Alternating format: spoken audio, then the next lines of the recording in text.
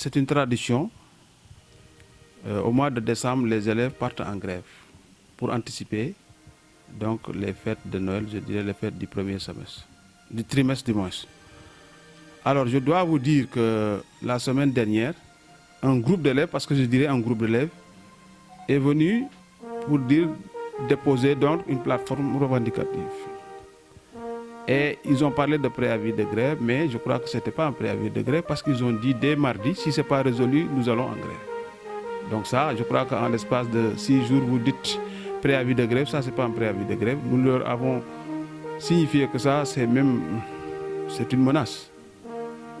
Alors, alors l'autre problème c'est quoi? C'est que ce sont des élèves qui n'appartiennent pas au gouvernement scolaire. Je tiens à préciser cela.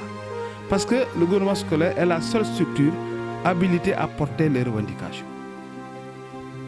Quand nous les avons rencontrés, nous leur avons signifié que vous n'êtes pas les représentants des élèves. C'est le gouvernement scolaire qui est habilité à le faire. Alors, mais malgré ça, on a discuté avec eux, on leur a demandé de retourner vers le gouvernement scolaire pour poser leurs problèmes. Ils sont partis, ils ont rencontré le gouvernement scolaire. Et le gouvernement scolaire leur a signifié que ces points de cette plateforme-là ne sont pas assez convaincants pour que nous partions en grève et que nous perdions des heures. Alors ils leur ont dit, ils ont répondu qu'avec ou sans vous, nous irons en grève. Donc vous voyez, l'intention est déjà là. Quel que soit ce qu'on puisse dire, ils iraient en grève. C'est pourquoi ils sont allés en grève le mardi et ils ont décrété 48 heures. Ils se sont retrouvés aujourd'hui et ils ont décrété 72 heures. Vous voyez comment le problème se déroule. Mais au niveau des toilettes, nous faisons tout quand même pour rendre propre. Et il y a de cela 2 semaines, ou plus même, je crois, oui. Nous avons dépensé plus de 200 quelques mille pour déboucher les WC.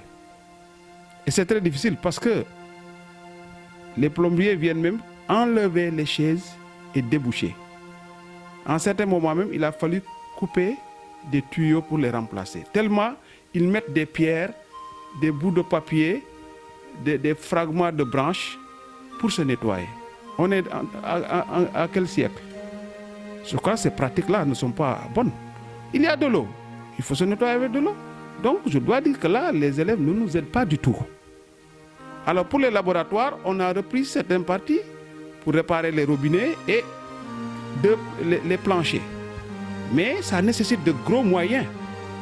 Ça, c'est l'État qui peut le faire. C'est l'État qui doit donc rénover de manière globale tout l'établissement.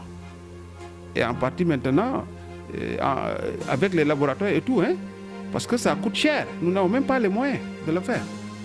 Mais nous réparons, donc, pour rendre les lieux beaucoup plus fréquentables. Nous faisons beaucoup d'efforts réellement. Et on leur a dit qu'il faut se rapprocher de vos camarades parce qu'ils font partie du conseil de gestion. Et ils reçoivent tout et nous prenons les décisions ensemble. Au niveau de l'académie, le ministère doit nous construire 2 blocs sanitaires. Mais comme je vous l'ai dit, les marchés, tout ça a été lancé, il y a un acquéreur et tout. Et maintenant, on attend aussi qu'on nous construise ces 2 blocs sanitaires. Et mieux encore, il y a de cela 2 jours, l'inspecteur d'académie est venu me voir. Il me dit aussi qu'il a un partenaire qui veut construire des WC dans 3 établissements. Alors, nous avons été choisis parce que nous avons le plus gros effectif. Nous sommes dans les 1700 et quelques élèves. Et on était parti même voir où on doit construire ce bloc. Mais ce bloc, je dois préciser, c'est un bloc sanitaire pour les filles. Donc ça veut dire qu'il y a beaucoup de perspectives. Hein? Nous avons tout fait pour que l'établissement quand même retrouve son état normal. Et cela, c'est très sûr, va impacter sur les résultats scolaires. En tout cas, on est là. Nous avons fait vraiment beaucoup de choses.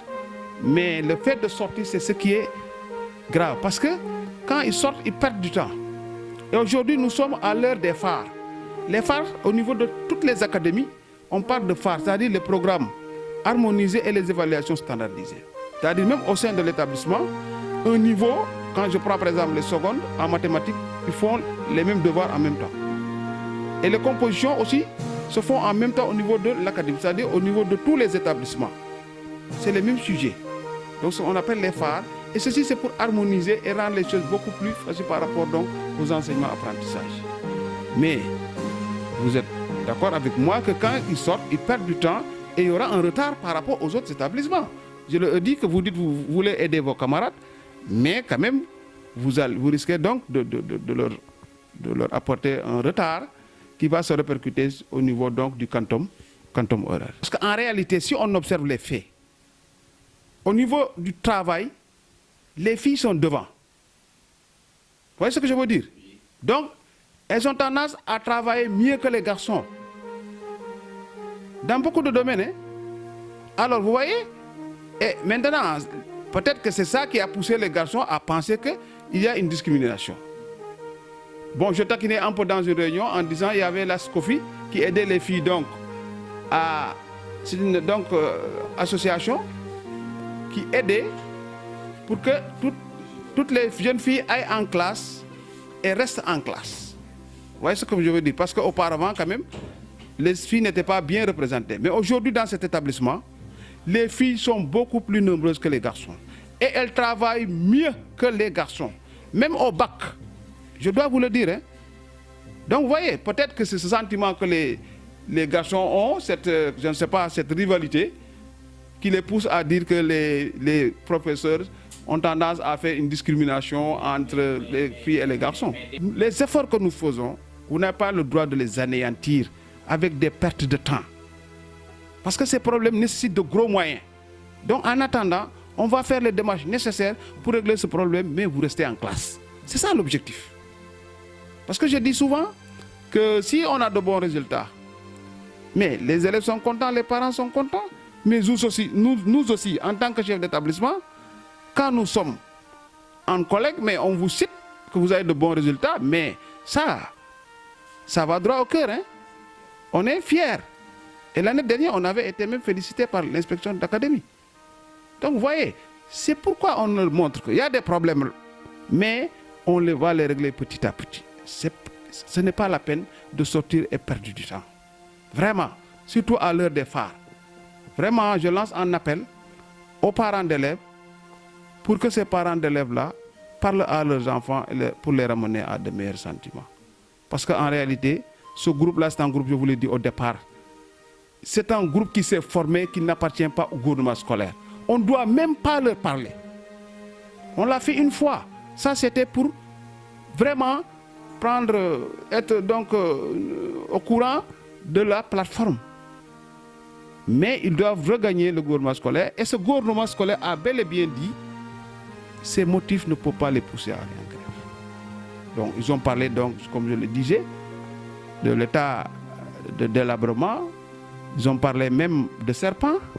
Les serpents qui circulent, vous voyez. Mais le lycée Comandofène, peut-être aujourd'hui, il y a des habitations tout autour, mais c'était un lieu qui n'était pas... Peut-être on parlerait de brousse. Et les serpents, il y a dans toutes les maisons de Fatick, apparemment. Hein. Donc je crois que ces motifs-là, comme nous l'avons dit au départ, c'est des problèmes qu'on peut régler petit à petit. Bon, donc l'insécurité, je vous dis, par rapport à ces serpents-là, on a du grésil. Et partout, moi je fais l'inspection des lieux. Et nous mettons des grésils un peu partout. Et quand un élève nous dit, par exemple, on a aperçu là-bas un serpent, mais on fait appel aux sapeurs. Les sapeurs sont venus ici l'année dernière pour vérifier les lieux et voir s'il n'y a pas des serpents dangereux, etc., etc. Donc je crois que là aussi, vraiment, depuis que le lycée Comandofène est là, les serpents n'ont jamais amené de problèmes ici, vraiment. Pour les élèves qui font la grève, ils sont dans l'illégalité. Il y a un règlement intérieur dans cet établissement. Tout le monde doit s'y conformer. Alors, il faut qu'ils reviennent à la raison et les sanctions vont tomber, clairement. Ils peuvent demander à ceux qui étaient là l'année dernière. Parce qu'ils sont dans l'illégalité. Donc, s'ils violent le règlement intérieur, on va appliquer ce qui est prévu. Et parmi ce qui est prévu, il y a le renvoi. Alors donc il faut qu'ils le sachent et les parents aussi il faut qu'ils le sachent waaw